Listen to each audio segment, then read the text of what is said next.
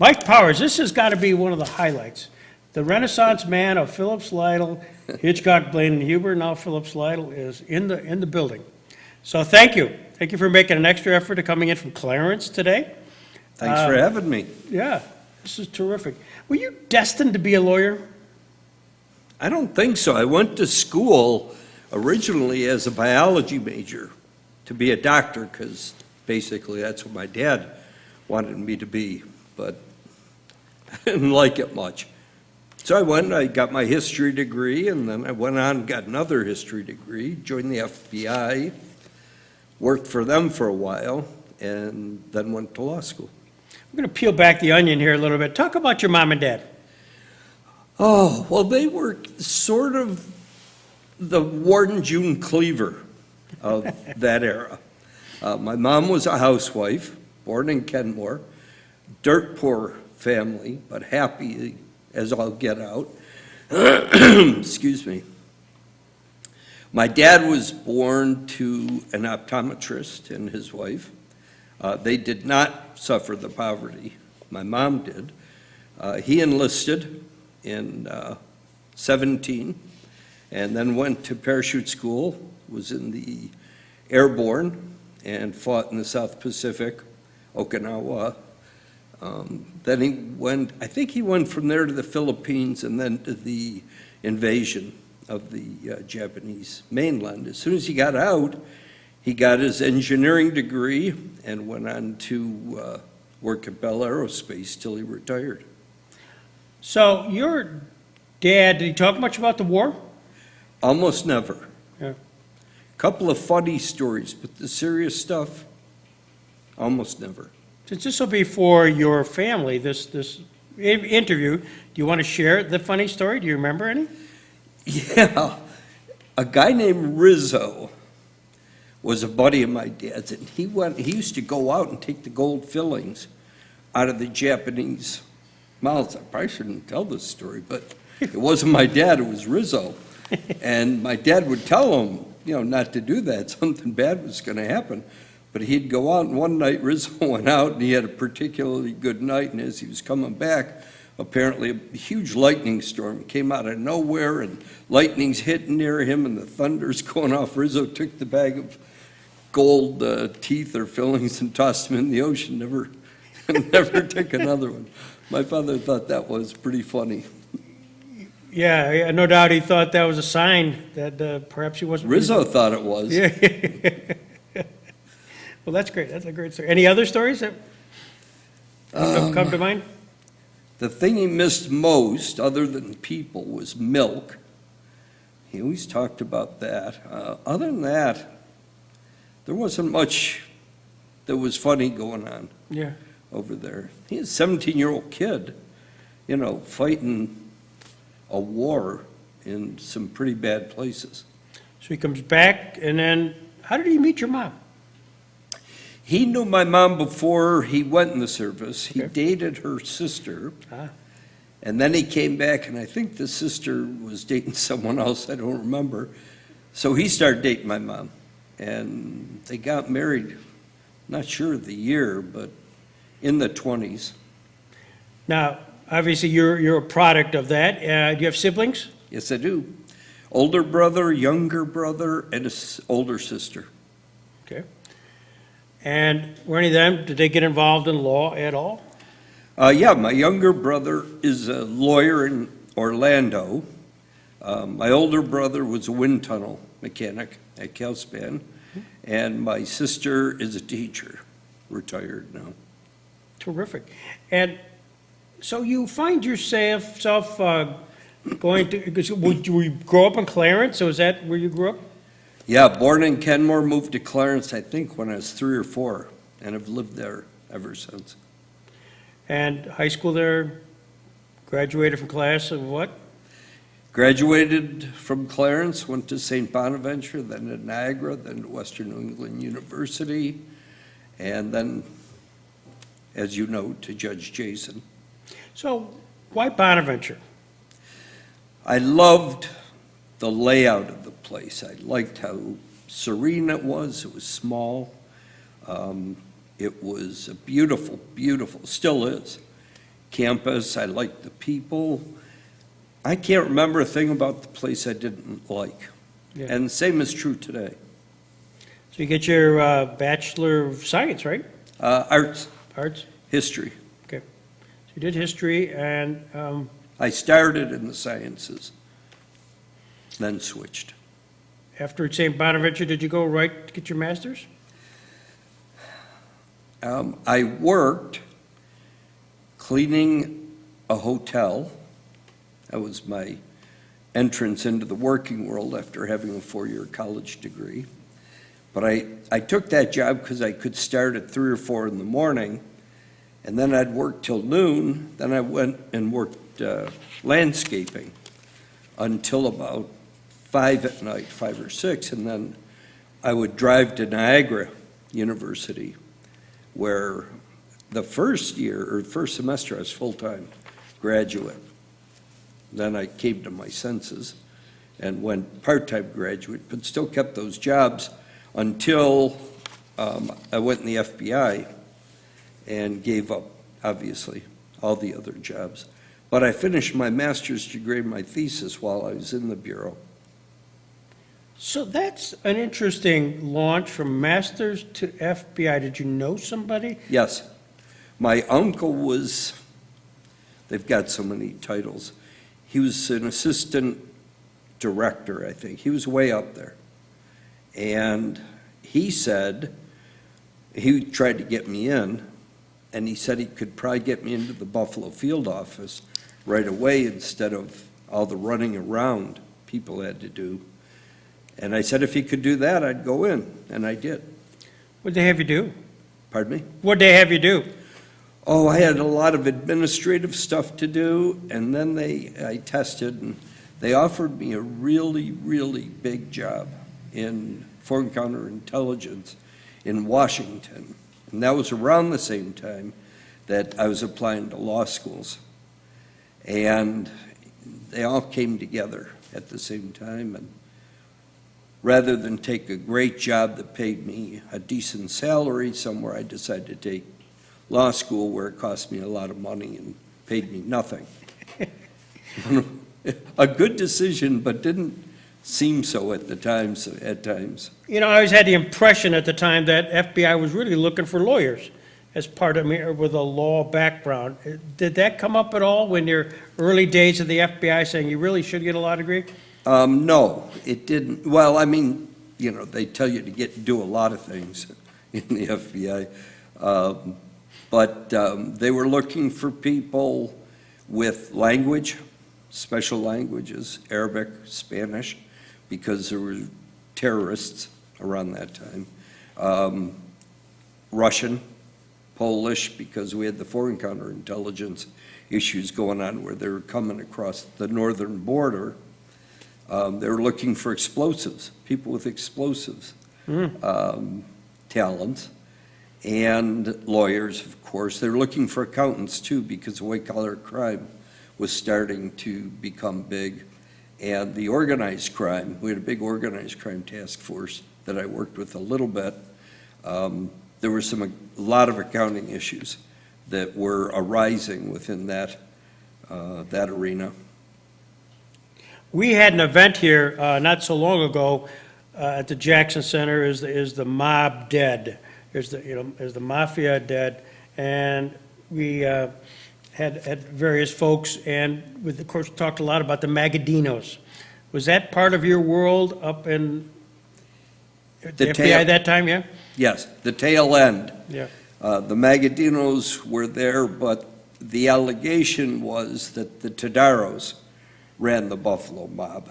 Mr. Todaro was never convicted of any crime ever, but he was under investigation a lot.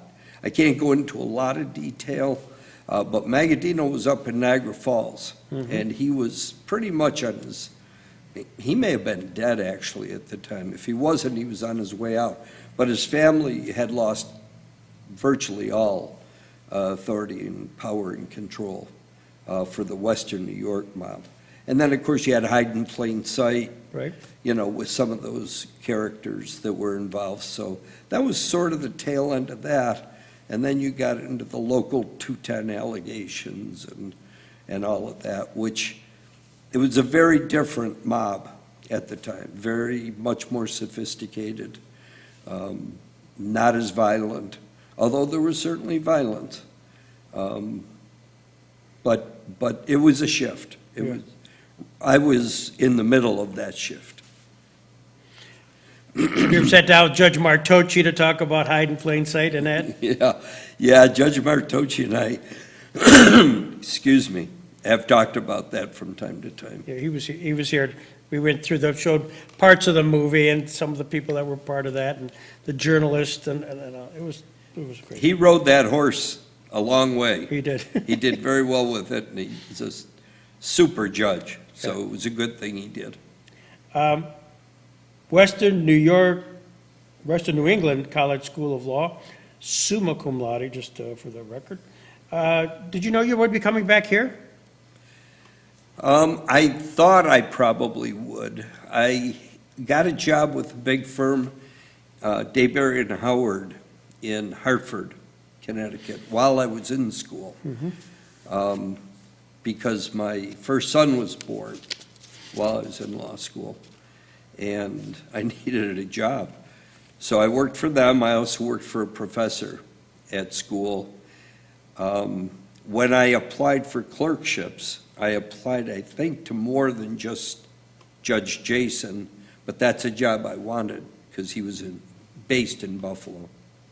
And for the camera, Judge Jason was of what court? He was the senior associate judge at the New York Court of Appeals, which is New York's highest court, and probably considered the most well-respected and prestigious state court in the country. Was and may still be. You did a biography of him, a documentary. Yes. And in doing so, what did you learn about Judge Jason? Well, I learned a lot more about his early life because the judge and I talked a lot while I was his clerk. He really opened up quite a bit. We became very close. But the biography I didn't just do the written thing, sit down and talk to him. I went out with a videographer and went to where he was born, where he first went to school, where he went to high school, college, his first chambers, basically every important stop of his life. And he went with me, and I interviewed him at each place, and he talked about what each of those places meant in his life, and it really, really came out well. I learned a lot more about the judge, especially his early life, a lot more about his parents. He spoke about them quite a bit. And then, his days at Canisius College, I learned some about that. But I probably knew just about everything about him from the time he went on Supreme Court, first Democrat elected, I think it was, right up through his career at the Court of Appeals. They played part of that biography when the New York Court of Appeals came to Buffalo and sat at his testimonial dinner that I threw for him when he retired and at his wake. They had it on a loop. Terrific. Which was pretty cool. Well, and part of that, touching. I'm going to say, part of that biography includes something you turned me on to go interview him myself about Nuremberg. That's right. He was at Heidelberg. He was the military judge that was appointed to basically keep control of things during the American occupation of Heidelberg. At one point in time, I think I've got this story right. I think I'm still remembering it right. He went from Heidelberg to Nuremberg and met with Justice Jackson, who was not Justice Jackson at the time. He was the chief prosecutor at Nuremberg, as if I have to tell anyone in this place about that. But he spent a day, well, half a day probably, with Justice Jackson, and considered that one of the high points of his life. And because he was a Democrat, and Jackson was a Democrat, he told me anyways, and I'm sure he shared with you, that their principal conversation was, how are the Democrats doing in Western New York? I mean, it was political, name names, let's talk about people. And so they loved that. It was just local flavor. Yeah, he asked him that, and the Judge Jason, was quite delighted to fill him in. He was, of course, Judge Jason wasn't the Judge Jason at the time. He was the military judge in Heidelberg. But he had aspirations at that time to become a judge back home. So you get, was it a 2-year term, wasn't it? What's that? Jason with 2 years? In Heidelberg? No, I'm sorry. When you clerked with Judge Jason, was it a 2-year term? Oh, yes, yeah. And one of our fellow partners, Paul Jones, had preceded you, right? He had. Yes, he was there for 2 years, and Carl Bucky, yeah. who is also from Buffalo, he became a bankruptcy judge. He was with Judge Jason for a year. And it seems to me there's another clerk from Buffalo that clerked for Jason, but I don't recall his name now, if there was one. So when that term expired, did you start sending your resume around, or was there kind of direct point? Well, before the term expired, well, of course, I had to pass the bar. Yeah. And my parents threw a graduation party for me, and Judge Jason came, and this is classic Judge Jason. He brings a bottle of champagne. He's very pleasant, one of the nicest human beings I've ever met, and he gives me the champagne. And he says, "This is for you. Congratulations. You finished first in your class 3 years in a row. That's quite an accomplishment. But don't pop that champagne now." I said, "Okay, why not?" He says, "Wait till after you pass the bar." I said, "Okay, I can do that." And he says, "And I've had however many clerks," he said, "and not one of them has ever failed the bar exam." And he says, "And I don't know what I would do if they did." I thought, thanks, Whoa. Judge. I Whoa. needed that pressure. Yeah. So I studied a little harder. But, so anyway, after I finished with Judge Jason, I applied, obviously. All my fellow clerks were applying to Washington, Chicago, and because you can pretty much write your own ticket after that court. But I applied only to Buffalo and Rochester firms, because I knew my family's here, my roots are here. I knew I wanted to stay. So it came down to Nixon, Peabody, and Phillips Lytle, because I had been a summer associate at Phillips Lytle 2 years before, 3 years before. And I loved the place and I loved the people, so even though Nixon was going to pay me more and Saperson was going to pay me more, I went with the cheapskates at Phillips. Was there a partner or two that you kind of either impressed you or you gravitated towards? I would say Paul Jones, of course. He was quite instrumental in me going there because we had a lot in common, having both clerked for Judge Jason. I remember Paul Zydock, and mostly I remember Dave Floyd. Just, Dave. Sure. Just the gentleman, wonderful way about him, and I thought I would like to practice law with this guy. Then there was Bill Reith, who was quite a character, and I thought he'd be pretty fun to practice with, too. Now, you became a litigator. Was that day one saying, I want to be a litigator? Yes, and day one they said, "We want you as a litigator." And Sandy Cortez, who was the senior litigation partner there, just put his claws in me right away and dragged me under his umbrella, which was quite a blessing because he was an amazing lawyer and a terrific mentor and teacher and great influence on me. He and Judge Jason probably had the biggest influences on me as a lawyer. Mm-hmm. Well, this is a little bit of education for somebody who might listen to this. Alexander C. Cortez, Sandy, Yeah.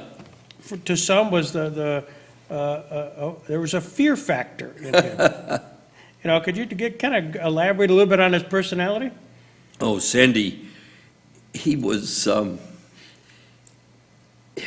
it's hard. It was like he was always on trial. He was just this stately guy who walked into a room and he just sucked all the air out of the room. And when he spoke as if, the Lord himself was listening to learn something. And that was partly because that's what Sandy thought of himself, and partly because it was almost true. Every word that Sandy spoke had meaning. And I was not intimidated by him, even in the slightest. And I think it was because he respected meaningful dissent and debate. And I remember one time, a brief, people said, the associates say, when I go through their briefs, they bleed because there's so much red on them. Sandy was the same way. He taught me. I studied at the feet of the master. But I would say to Sandy, you can't take that out. You can't take that out. That's critical. It's so important. And he'd just look and smile. Hands always like this. And he said, let's just give it a try. And of course, we'd take it out and come back, and the thing was twice as good as it was before. And Sandy and I'd say, geez, I can't believe how good this is, and it's so much shorter. He'd just give me that smile. But we had a great relationship. It was a little like the judge. Yeah. I wasn't afraid to disagree with the judge, and he respected my opinion. Sometimes I moved him, sometimes I didn't. Same with Sandy. Well, that puts you in sort of a unique status, and my observations from the outside looking in. Not every, certainly litigation attorney had that rapport with Sandy, so you're obviously put you in a star status already. Well, I was a little older too, remember, and I'd been in the working world. I didn't go from undergrad True. to law school. I had the 4 years of working crap jobs. Yeah. I had the bureau behind me. I had the master's program. Then I had decisions to make. So I had a few years going in and some maturity that I truly think some of the younger associates didn't have. They walked in scared to death. I walked in pretty confident. Not arrogant. I mean, I knew my place, that I was a student of the law, even at Phillips when I started. Among some of the other mentors at that time, and might be senior mentors that you could remember or name, who might be some of those? Well, Judge Cook, Chief Judge Cook at the Court of Appeals used to sit down and, spend some time with it. Judge Kay was hilarious. I loved that woman. I used to see her after I left the court. I go to New York City. I was on the New York City, still am. I'm a trustee emeritus of the Historical Society of the Courts of New York. Judge Kay led that, might have even started the thing. And she was a mentor in the sense that she was an example of how people should conduct themselves. Pretty much all the judges up there were. Now, Judge Wackler, he was a character. He was hilarious. We don't have enough time, but I could tell you some really funny stories about things he did. So there was kind of a mix. So they were all mentors in one sense or another. In terms of the practice of law, Sandy, of course, was the big one. I tried a case my first year as an associate in federal court alone. It was a case I was working on with Ed Bloomberg, and Ed said, you don't need me there. I said, Ed, this is federal court. I'm a first-year associate. He said, you'll do fine. And I did. I won it. I even got punitive damages. So Ed was kind of a mentor in the sense he's a very smart guy, very good lawyer. He taught me that, but he also was willing to push me out the door. So that was important. In terms of trial, honestly, I sort of flew on my own. I don't want to say I taught myself, but I picked up bits and pieces from different lawyers over the course of my career that I used. Were you involved, and I don't know, I'm asking a question here, were you involved in backdraft? No, but I had the office next to Jerry McCarthy, Okay, who was, so I heard the yelling and screaming. yeah. Just the significant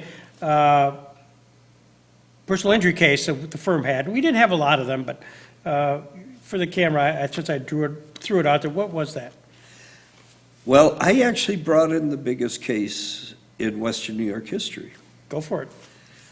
This lovely, beautiful young lady had been injured by a piece of gym equipment that fell over on her. And it was defectively designed. When I looked at it, I could tell it was.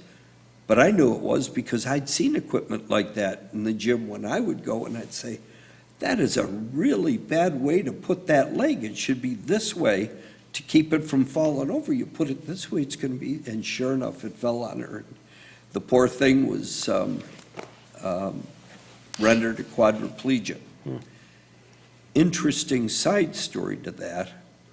Kevin English and I worked on the case. Going forward, Kevin, terrific lawyer, trusted him 100%. I had a huge case for HSBC Bank. I mean, a huge case. And it was going into arbitration, so we had discovery and everything going on. But I was able to work with Kevin. Kevin took the lead on the personal injury case. I won't mention her name. Well, I can, it's public record. Natalie Barnard, like I said, just a beautiful, wonderful girl. And the trial was approaching, and the arbitrators called us to arbitration. I said, well, I can't, I've got this trial. They said, no, we're doing this. Because like I said, it was a massive arbitration. So I talked to Kevin, I said, do you mind trying this case by yourself? And he said, knowing Kevin as you do, no, I can do that. Yeah. He brought in Mike Law from Rochester, because you usually need two people in a case like that. Mike, another tremendous lawyer and a great trial lawyer. So those two take off to court with Natalie Barnhart. I take off with HSBC with Sean McPhee assisting me. So we had two of the biggest cases in the firm going on at the same time. And we both won, and Kevin got a 60-some or 40-some million dollar verdict. I forget what it was. It was reduced by the appellate division, but Kevin did a spectacular job with it. And we won 100% on the HSBC arbitration. So it was a good month for Phillips Lytle. Yeah, for us poor guys down here, it was great. So on behalf of all of us, thank you. Yes, it worked out well for everyone. You did, so. Well, you're a rock star in so many ways, but, you know, you just didn't limit yourself to being involved in litigation matters. When the terrible flight tragedy occurred in Buffalo, seems to me you were kind of on the scene day one, but came intimately involved with the after effects. Well, interesting story about day one. I was in my house getting ready to go to sleep, and I had my nephew from Florida there. We were going snow skiing the next day. And I'm laying in bed, and I hear a plane coming. And I was semi on the flight path, and I thought, gee, that sounds strange. Didn't give it too much thought, and laid there, and it got louder and louder, and I thought, boy, that plane is flying low. And it keeps coming, and then all of a sudden, it was like, almost knocked me out of my bed. It must have been when they hit the gas, instead of letting up on the gas as they should have. I said, oh my God, this plane's going to crash into my house. I started to get out of bed to go get my nephew, and I thought, what good's that going to do? So I laid in bed and just kind of waited. And then a few seconds later, I thought, oh, it's not going to hit me. It's going to hit across the street.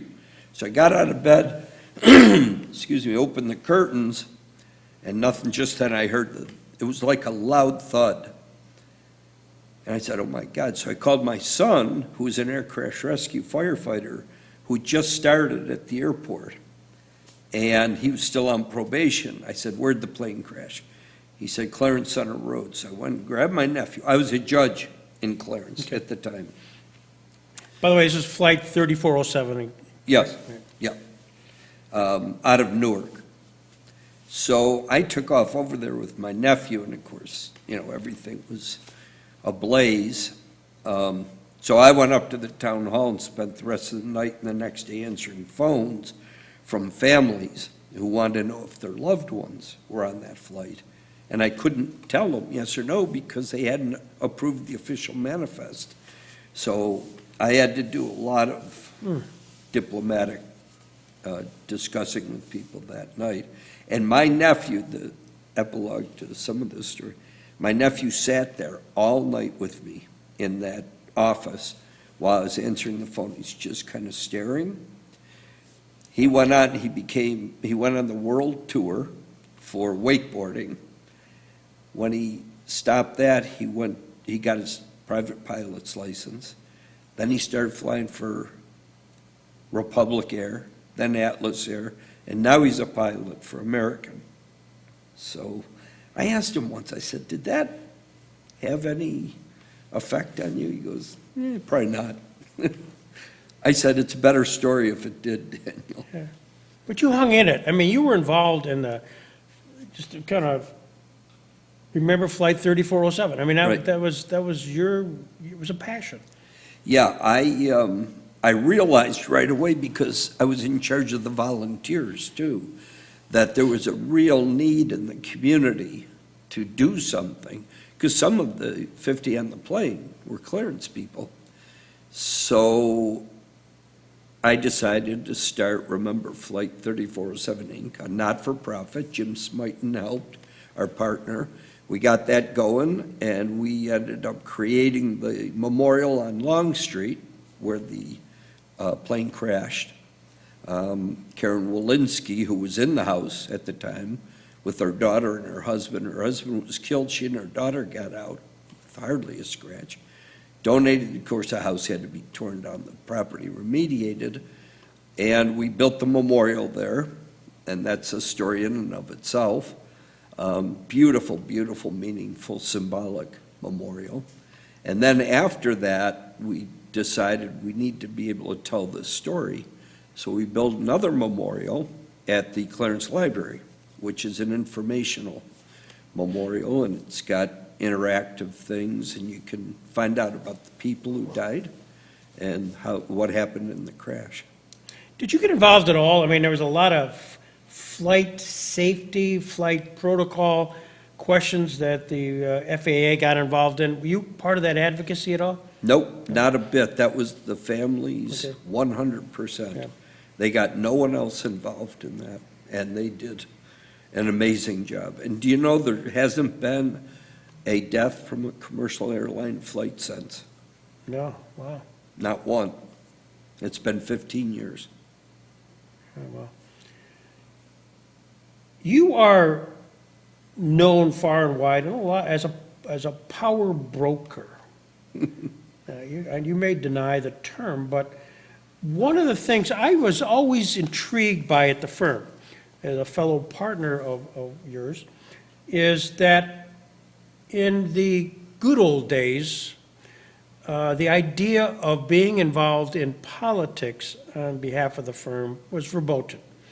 I can remember calls from your mentor, Sandy Cortez and others, saying, please say, no, we're not going to have the firm name or partners attached. And it was sort of, don't run for office, don't, I mean, it was just maybe unspoken, but it was certainly felt. And then magically, again, Greg Peterson's impression, but Ken Manning and Mike Powers have convinced the powers to be, our governing board, that that is good business for the community, that we do that, and you were the Republican guy, and Ken was the Democratic guy. And amazingly, we never got, to my knowledge, ever got tagged as a firm, one party or the other, because of the two of you. Is that a fair assumption? I think that's a pretty good assessment of what it was. There was a lot of people who looked at me as a Republican go-to guy. And same with Ken on the Democrat side. But what happened, and this is why no one objected, is because Ken and I developed an amazing amount of work through the political spectrum. I became relatively close with Carl Palladino, Joel Giambra, who was county executive, Tony Masiello, a Democrat mayor of Buffalo, and we got the casino case. They tried to build, the Seneca Nation tried to build the casino in Cheektowaga, and I knew the compact required it to be in Buffalo, so Masiello and Palladino hired me. They didn't pay much, by the way. You and I paid more than they did. But it was a worthwhile fight, Sure. and it was a very prominent case, and I knew it would lead to more work. And so we brought a lawsuit, and it was a hotly contested lawsuit, and we got an injunction against the Seneca Nation, building the casino in Cheektowaga, forced them back to Buffalo, and that's where the casino is today. That was strictly because of our work. The next thing that came along, Carl called me up. No one knows where this came from. Now you're going to find out. Carl called me up one day and said, Kevin Helfer, who is going to run for mayor, and he needs something to run on. He needs a hook. And he said, is there anything with those damn toll booths? Because everyone in Western New York hated the Ogden and Breckenridge tolls because they were like corks in a bottle for people to come in and leave Buffalo. I said, well, I'll take a look at it. So I and some of the associates in the firm looked at it, and don't we find a statute that was called something like the Niagara Toll Booth Removal Act? I am not making this up. I may have the name a little wrong. So I look, of course, now my antennas are.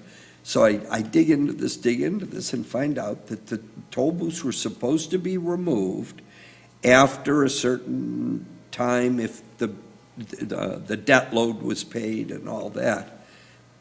And I dug in and found that it probably had been. Now, this is the killer to this story that no one knows. I hold a press conference. The news was all over this. Of course, we had Philip Slidell's lectern everywhere. So, the news is interviewing me all the time about this thing.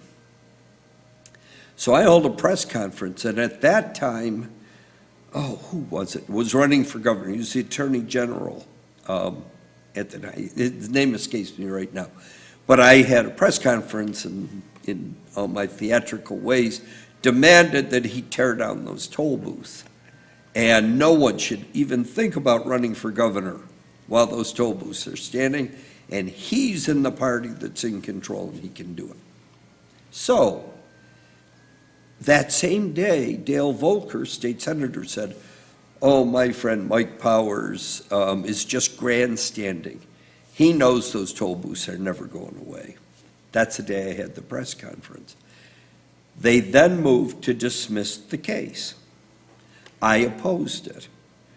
And it was in front of Judge Glonia, and we went over to court, and the halls of the courthouse were full. And Judge Glonia denies their motion to dismiss. Now, you as a lawyer know, all that means is that I have the right to pursue the case. I declared victory. Arms up in the air, we're ready to pop champagne, the whole thing. And the press, yeah, we won. Well, it's true, we did win. We won to defeat the motion to dismiss. We had not gotten an order saying the toll booths have to come down. Well, all the politicians panic. Volker and all the rest of them decide, oh my God, the toll booths are coming down. So all these people in Albany, and I forget that attorney general, he's the one who had to resign after he became governor because of the prostitutes. Spitzer. Spitzer, Wasn't yeah, that his name? Elliot Yeah, Spitzer? he was here too. Yes. So I think it was, I'm pretty sure There it it was is. him. Yeah. So anyway, they all passed legislation to take down the toll booths because they think I've already won and they want to get credit for doing it. So I called up Carl the day they were actually physically taking them down. I said, Carl, let's get one of your pickup trucks. We'll grab Giambra and a bottle of champagne. We'll be the first ones to roll through those toll booths when they come down. Then I thought, oh my God, champagne in the back of a pickup truck, we're all going to go to jail. So I called the head of the troopers that controlled the thruway and got his permission. Please don't arrest it. He goes, go ahead. So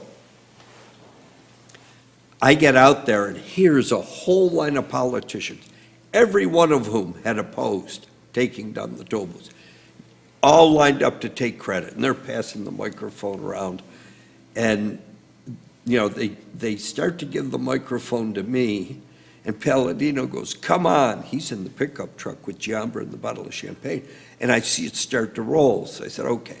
So I go, I get in the pickup truck. Oh, if only the camera had been quicker. And we start to roll through.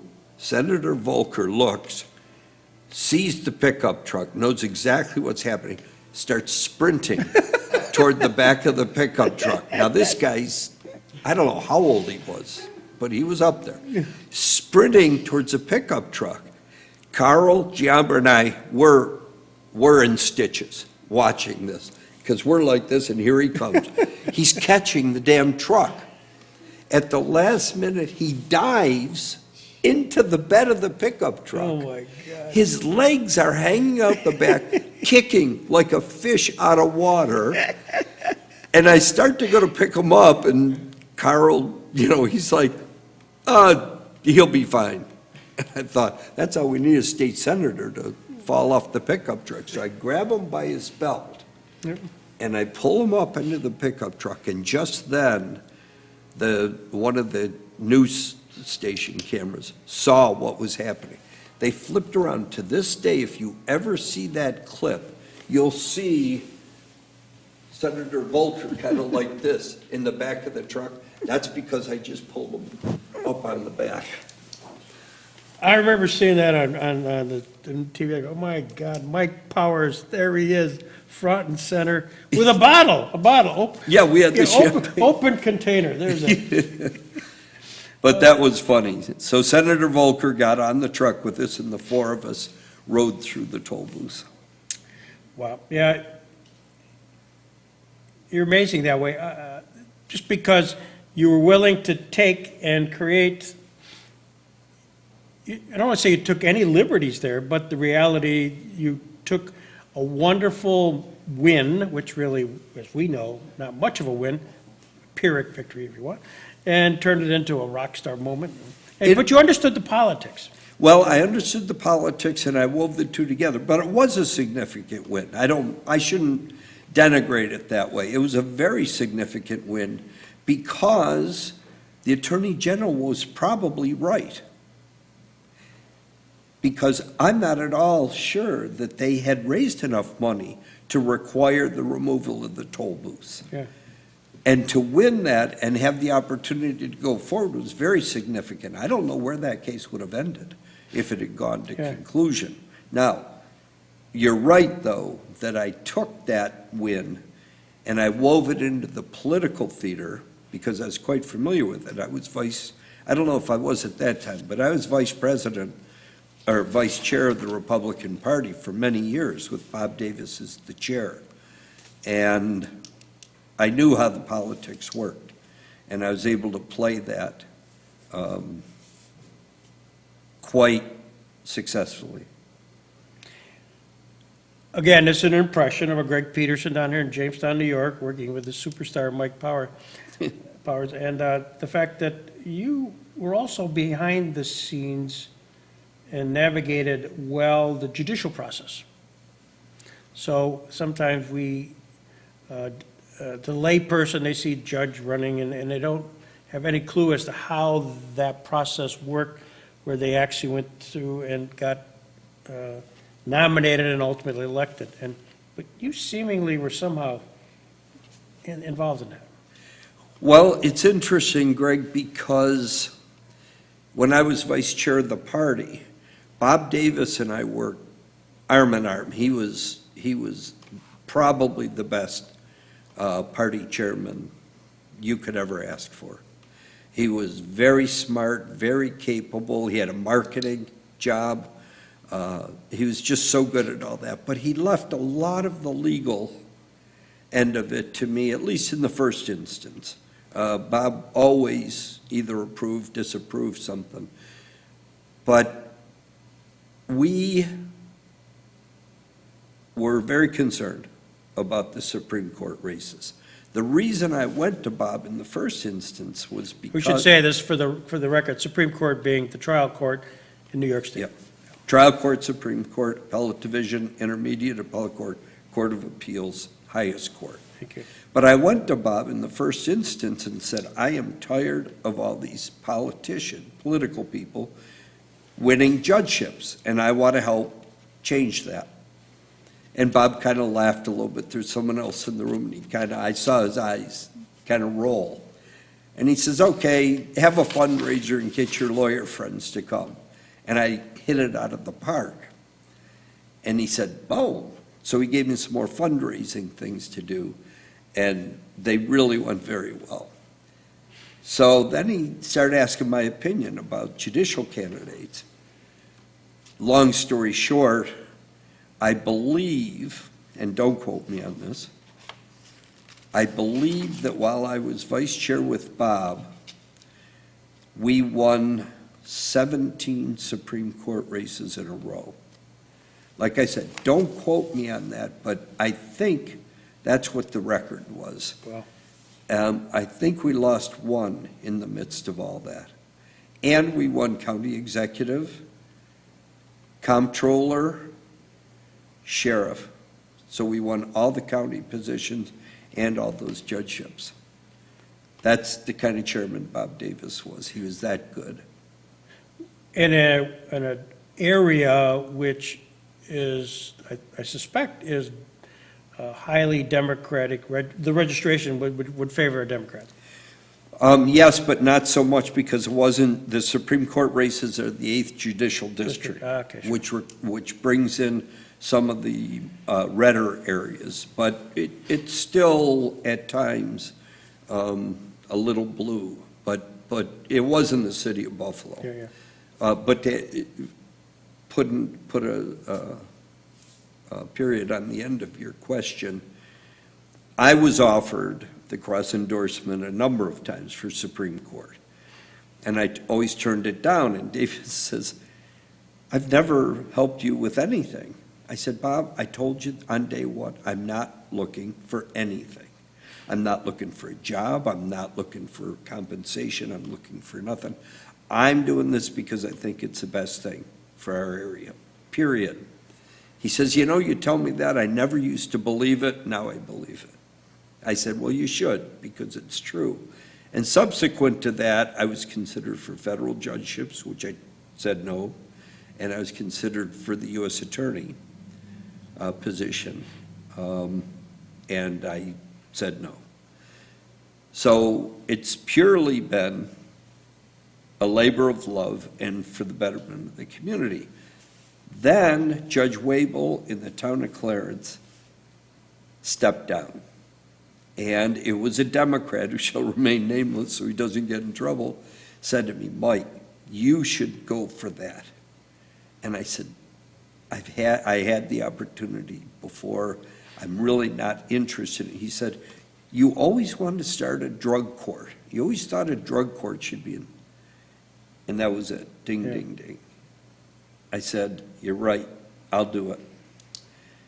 And they were ready to appoint a guy to fill Judge Wabel's spot because it wasn't an election year. So I put my hat in the ring. I think there were 16 or 17 people that applied for that. The town board appointed me. I had to run for election the next month. I think I was appointed in June, and I had to run for election in November, something like that. Maybe it was a year, but I don't think so. So the day I took office, I started working on starting a drug court. And it's now been 15 years, and we're still going. Well, it's one of the first, right? Amherst was the first. I don't think I was the second, but I was close. Yeah. Lackawanna or Tonawanda might have been in there, I'm not sure, but I was in there in the early days. We had partners who did become judges, but early on, that was sort of, again, another one of those not encouraged, maybe discouraged to have any partner become a judge. Was it a conflicts issue? Was it a distraction issue? Was it? I think it was just kind of an old school issue that, you practiced law full-time, you didn't get involved in politics because that was beneath us. You didn't do a judgeship because it could create conflicts, or it could take away your time when you should be working on legal stuff for the firm. We had such tremendous success in bringing in business. I couldn't hire enough people to take care of the business that I was bringing in, not by politicians, but by all the contacts I made while I was vice chair of the party. And it was an avalanche of work. And Ken Manning had terrific results too, so the naysayers in the firm really couldn't say much anymore because we'd had such great success in that arena. Well, if you looked up the term in the dictionary under rainmaker, you'd say, see Mike Powers. Remarkable talent that, in many ways. I got to tell a funny story on me, perhaps, that you implemented. I was at Kenyon College. My daughter was being interviewed at Kenyon College, and I was bored silly waiting in the admission room while she was being interviewed, but she did get in. And I asked the clerk to see if they had any old yearbooks on Kenyon College. And specifically Paul Zidek, our managing partner at the time. And she pulled out 4 yearbooks worth of Paul Zidek stuff, and I copied them because I was killing time. And I didn't know what to do with them. But we had Christmas parties at Phillips Lytle, and I said to you, just kind of an FYI for some time, because you were always the master of ceremonies, because you are Mike Powers. And you used them. And I didn't know that until the next day when I got a wonderful Paul Zidek poem. You're a dead man, Greg Peterson. I don't know if you remember that, but I remember him doing the poem, because Paul, whenever he wanted to express himself, yeah. he did a very funny poem. I don't remember the poem, but I do remember it was hilarious. Yeah. So anyways, the information got to you, somehow it worked its way to your Christmas skip or presentation. And unfortunately, I wasn't there at the time, or I would have shrunk from out of sight. But I remember that. That was a Mike Powers moment in my life. Wasn't Cindy in one of our skits? Yeah. We did Was that Deo? No, Sonny and Cher, I Got You, Oh, Babe. that was it. Yeah, I was, Oh, my God. I was Cher, and she was Sonny. Those were some of the funniest skits. The whole firm just loved them. Yeah. Everyone would cheer and hoot and holler, and we would just make complete fools out of ourselves. That's right. Which is what you want to do when you're running the firm. You want everyone to see you in a self-deprecation mode, I guess. In case anybody should see this, somewhere deep in the Phillips Lytle archives of 1980, early 80s, I had a Super 8 sound camera I was testing. And I took it to a couple of the Christmas parties. Now, this is the Marty Idzik and the Jim Watts and the Ray Seitz, the Dwarfs, and Yeah. I'm filming it, and I've got that. And that's the kind of stuff that the managing partners shriek and wonder what we'll ever do with it. I don't know, I'll give it to you, but you guys figure it out, but it's there. Didn't you take some movies of the older, or the more recent, has been years and years, But some of those that me and Zydock and Wishnov. Oh, yeah, yeah, You have those, don't you? yeah. Yeah. I have, I'd also, love to see those. I have the last one, with the very last one. I was, we'll cut this up, but it's worth talking about between us. Yeah. That I would go up at the retreats and film, and get Marty Idzik stories on Marty, and about Marty. Usually some birthday, 60, 65, 70. And I'm filming guys at the parties. And of course, they're after libations, telling stories about Marty, and it was great. Yeah. So it was compilation, and I would show it internally at the office, and it got a lot of giggles. Anyways, the last I one. think you and Marty organized the greeting party for me in the middle of the Overland Marathon, cross-country ski marathon. I'll never forget it.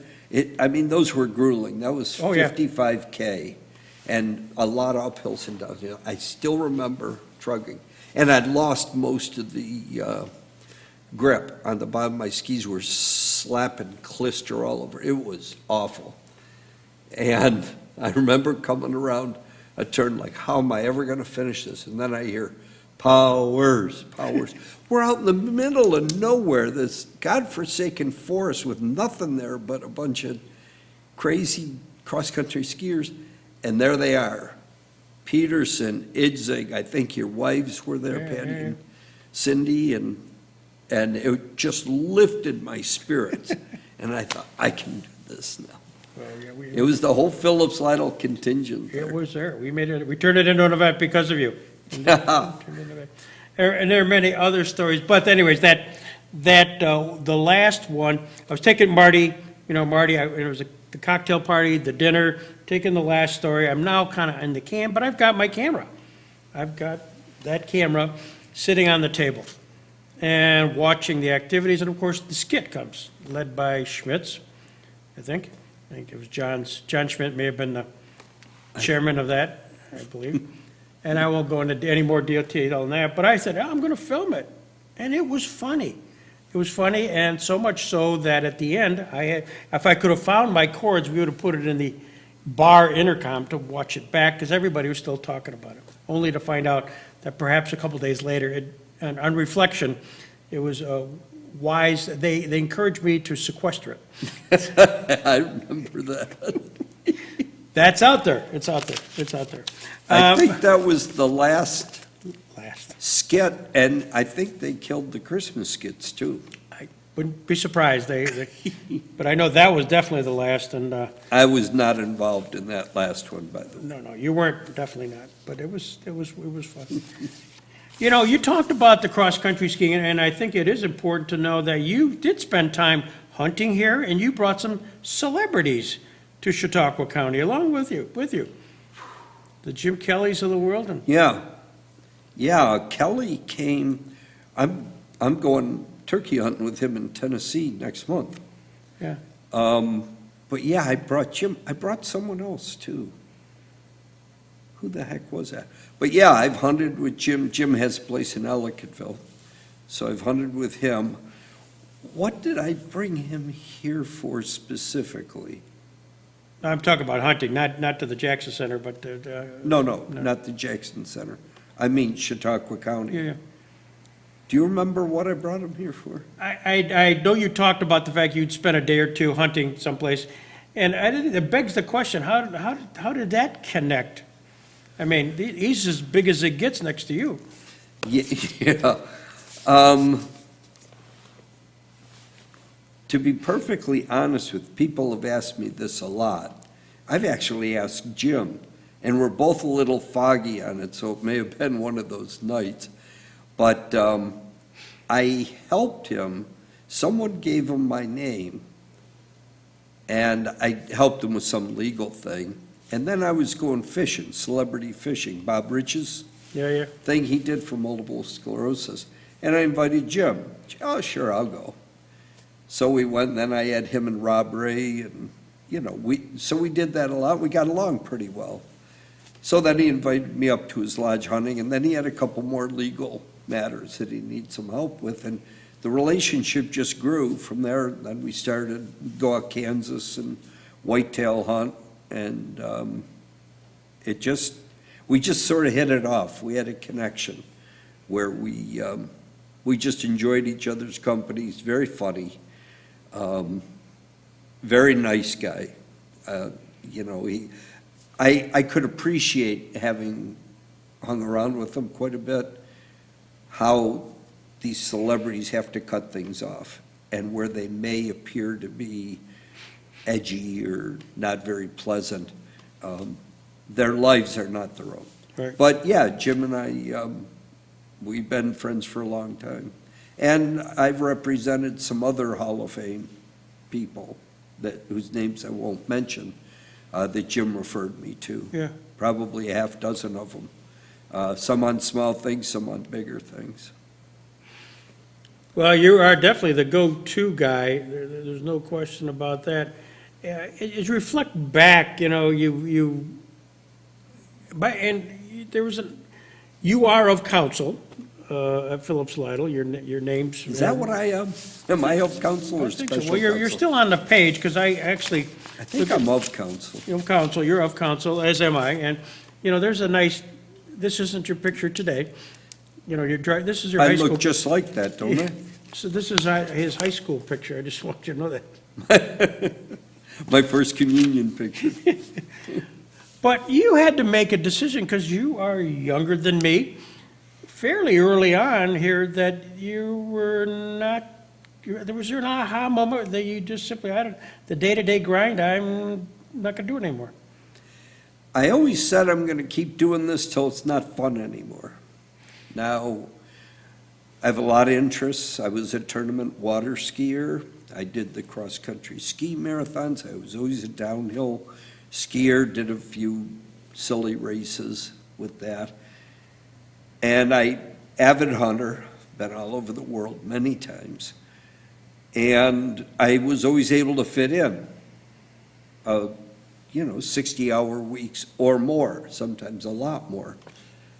I tried a case in New Orleans, I tried a case in San Francisco, in Pittsburgh, and those are demanding. And I just had a great practice that I loved very much. But it got to the point where there was so much work to do, and I had to spend so much time with the younger lawyers to teach them, which I loved doing, that it became difficult to fit in the other things in my life that I loved. And I said, you know what?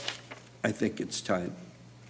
And I told Dave McNamara, who's managing partner, that I was going to retire.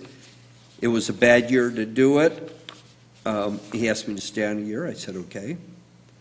And then after that, I retired, but one of our major clients wanted me to stay on to supervise their litigation.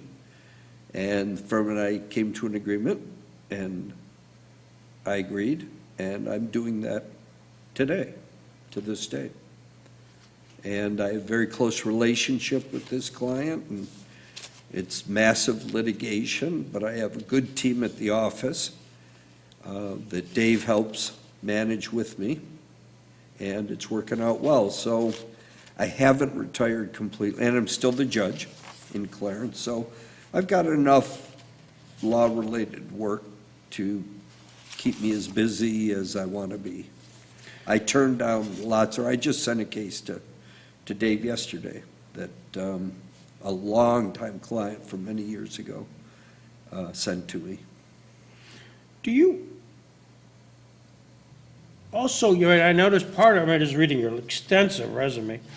And for those who really want to know about the guy I'm talking to here, it's remarkable what you've accomplished, the awards you've achieved, the recognitions you have. And but is there something left to do? I mean, as you wake up in the morning, everybody kind of has an aspirational thing. Is there something I say, I got to check this off? I was just hunting in New Zealand last spring, and that was the mountains are very steep and very tall there, and I'm 70. But that was the last real bucket list thing I had. And I went there and I hunted successfully, and it damn near killed me climbing those mountains. Is this a sheep? You're looking for sheep, or? There were 2 mountain goats, a chamois and a tar, and a red stag. So that is probably my last mountain hunt. But something came across my email a couple weeks ago, a cancellation on a muskox hunt in Greenland. Muskox, oh my God. And I thought, I'm going to do that, because it's something that's been in the bag. It's not a bucket list item, but it's something that I think I would enjoy the challenge. But it was so close. It's, I think, in 2 weeks. Just not enough time to prepare, because part of the enjoyment is just the whole experience, preparing, learning about the place, learning about the people. So I will do that someday. But in terms of bucket list item, Greg, I've been so blessed. I mean, I really have. And medically, I've been blessed. As you know, I broke my back, had a stroke. I've had all these things happen to me, and I've recovered amazingly. Lots of prayers, lots of friends, praying for me. But I've just had almost everything I've wanted. I've been on all 7 continents, including Antarctica, where I went with Buzz Aldrin, Wow. the second man on the moon. Wow. Had dinner with him 6 or 7 times. My dad was an aerospace Yeah, engineer. yeah. So we had some things to talk about in common. I can tell you a funny story Sure. about him if you Please, want. please. You ready for this? I'm ready. Never heard this story anywhere else, but he told me personally. When they were getting ready for the moonshot, they went through rehearsals, lots of rehearsals. And I don't think he told me not to, no, he didn't. So they went through lots of rehearsals. Well, one time, they're doing it, and Neil Armstrong goes down the ladder. He does his thing. Buzz Aldrin steps out. He goes down, shuts the door of the lunar landing module. And, he's standing there, and then he goes to get back in. The door locked. And he's like, there's a lock on this door. Can you imagine?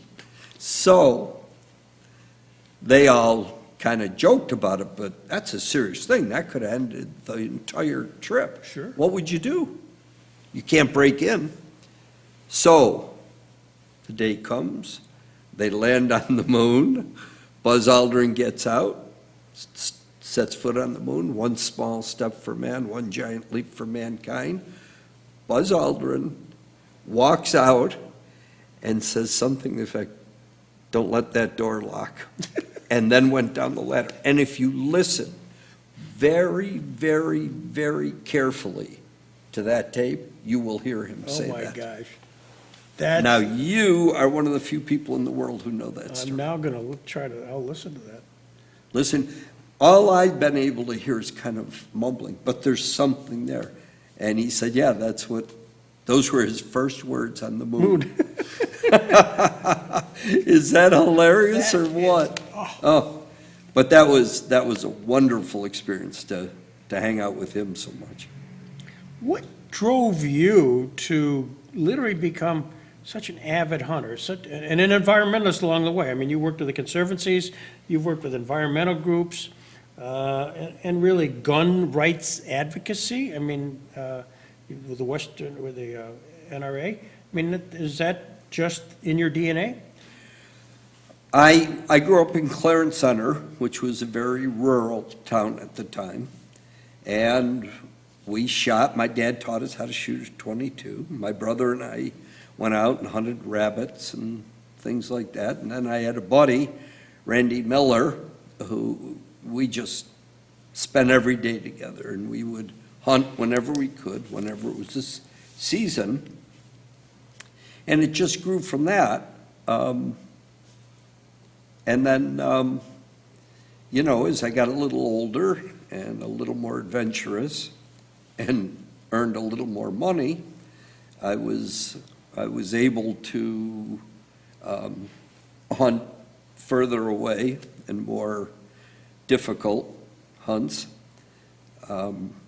But then, yes, on the conservation side, that was always a big part of my hunting. I never hunted anything unless it had a conservation aspect to it. And in fact, I started the Green Space Preservation Program in Clarence, where we've set aside $12.5 million worth of property that will be green forever. Wow. Which is a huge thing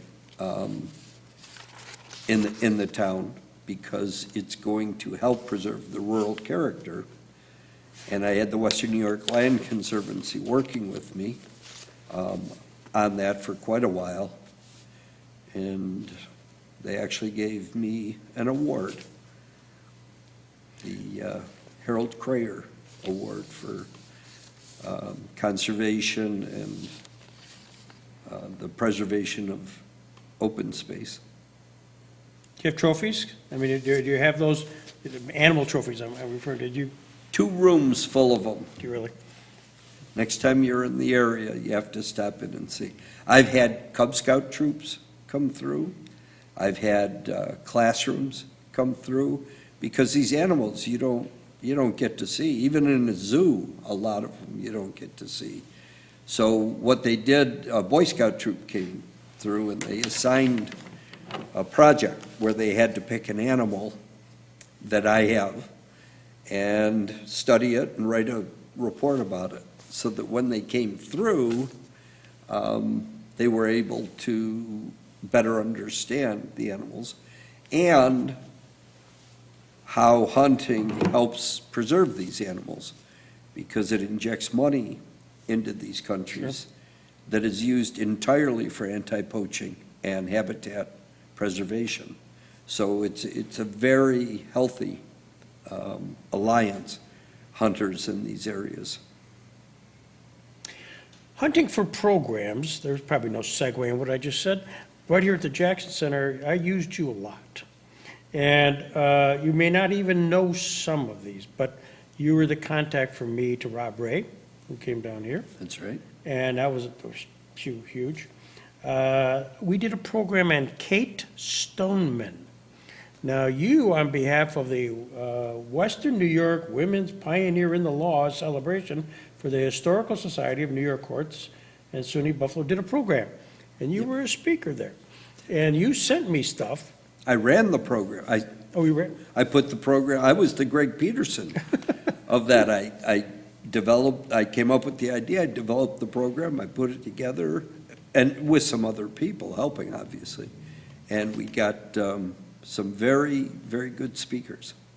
And one of the people you honored was Kate Stoneman from Bustine, New York, and we subsequently did a big event here. We had Federal District Court Chief Judge Wolford here because of that. So that, all because of Mike Powers. But by far, the biggest thing we had was an event here where we brought in Jonathan Eig, who was the award-winning author of Ali Shadowboxing, and together with Baby Joe Macy and Don Elbaum, but we had to tell the story of the Battle of Buffalo. The Battle of Buffalo, of which you, I'll just set this up briefly. Got to watch the YouTube, by the way. There's a whole segment on it, where I'd gotten a press pass. I'm Walter Mitty, and I figure there's a big heavyweight championship. Somehow I got to weasel my way to get a press pass, and through a radio station, they got me one. And so I was concerned that I'd read in the paper that somehow, some way, the heavyweight fight, Greg Page was the heavyweight champion at the time, one of the WBA or WBC, I forget. One of those, was going to fight a guy named Tony TNT Tubbs. And somehow there was litigation.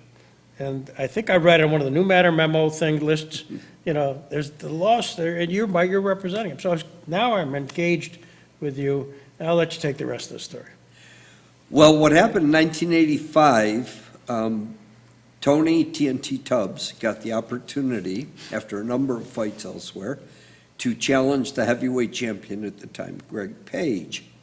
Well, Tony had been represented by Don King, and then Don King dumped him, and Elbaum picked him up, Don Elbaum, who's a very nice guy, and I know you've gotten close to him and had a whole program with Don here that I was supposed to speak at, which I wasn't able to, which was a very big disappointment in my life. But anyway, so Tony had the opportunity to fight Page here in Buffalo, Battle of Buffalo. And Elbaum was representing him, and Don King came in, as you would expect him to, and hired a lawyer who filed a motion for a preliminary injunction to stop the fight. Well, of course, all hell broke loose, because here's this guy's got a chance to fight for the heavyweight championship of the world, and now they're going to stop him. So they hired me. Actually, they hired Sandy Cortez, and Sandy said, "You take this."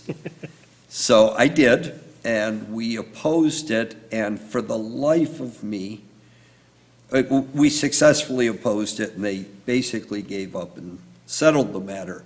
I can't remember whether we got an order denying the injunction before we settled, or whether they just ran up the white flag. But either way, the result was the same, and there was no injunction issued, and the fight went on, and Tony whipped Page on a unanimous decision, fairly close as these things go, and he became the heavyweight champion of the world because of what we had done.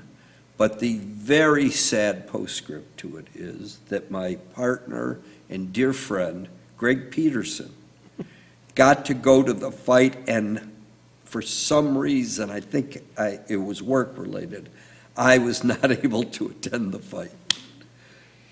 And the postscript, which was a happy note, and I showed it at the YouTube event where you were able to get, for me, Yep. an autographed picture to Greg Peterson, best wishes, Tony TNT Tubbs, which is the souvenir, if you will, of all that I went to attend and cover. I've got movies and all kinds of stuff.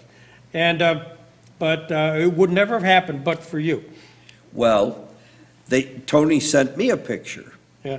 Probably yes, it was the same one. And I thought, my buddy Greg would love one of these. So I called his manager up at the time, and we got one. But then in the mail, doesn't the fight card show up in my mailbox from you for the Battle of Buffalo? Yeah, yeah. So that was a very, very cool experience. Unfortunately, I think it was Tony's next fight when he fought Tyson and got knocked out in the second round. Yeah, yeah. Was that his next? I think it was I think his you're right. next Yeah, yeah. fight. It was short-lived. Short-lived. Short-lived. but- But hey, he was heavyweight champ of the world because of us. That's right. You take full advantage. I'd be most curious if you have if the file still exists.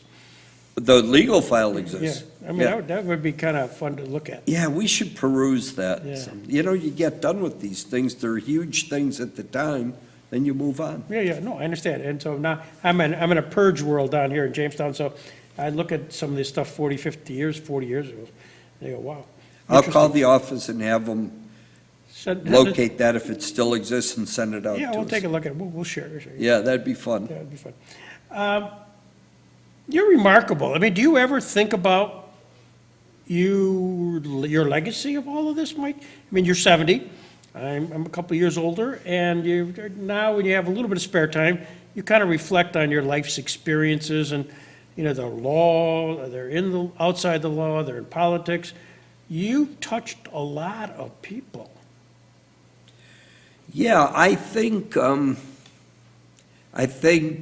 at times how blessed I am, because one, I'm still alive, two, I'm upright, and three, I'm still in pretty good shape. And that is just a blessing, because none of those things should be happening. I think I've always felt it important for us to try and touch people's lives and make things a little better and share the blessings we've been given. And I started the Little League football program in Clarence, and I think of that. I think about the Green Space program, the drug court, the Remember Flight 3407 memorials. And I think, well, that's nice that I was able to do that. And I think back on some of the litigation and the cases and the funny stories. And of course, when you mentioned that you wanted to interview me, I kind of went down memory lane, thinking about some of this stuff. So it's been another blessing to be able to walk down that memory lane and think about all the things that I've been able to do during the course of my life. And it's a lot, and it's a lot to be thankful for. I guess to kind of wrap this up, if a young associate of Phillips Lytle drives down to Clarence or happens to stumble onto you while you're in the office someday and they ask for advice as to how to proceed in the profession, what advice might you give them? Oh, boy. One, be honest. Don't ever lie to your opponent, your client, a court, or anyone else, because number one, it's just the wrong thing to do. Number two, it never works.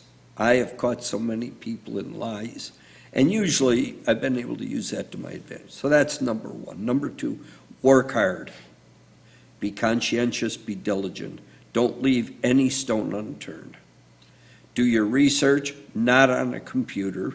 No one will listen to me about that. Use the books, because you're going to catch things that you won't catch on a computer. Be yourself. If you're going to trial, don't try to be Mike Powers or Greg Peterson when you try a case. Be yourself. Be relaxed. Enjoy it. Don't think your day starts at 9 and ends at 5, because a good lawyer's day never happens between those hours. I was almost always in the office by 7 or 7:30, and I was always there till 6:30, 7 o'clock at night, sometimes 6. But I'd go hunting sometimes, and I'd leave the office at noon. I'd be in my tree stand at 2:30, because I kept my hunting clothes in the car. And I would change on the way to my hunting land, and I'd do that. So you build in the downtime. Build in the things you like to do. Spend time with your family, spend time with your kids if you have them. If you like to ski, go skiing. If you like to work out, work out. Because people used to ask me, how can you do all these things and do your job? I said, if I didn't do those things, I couldn't do my job. And it's important to keep that balance in life between your personal life and your practice. So you got to find more than 24 hours in a day. And those would probably be the most basic bits of advice I would give a young associate.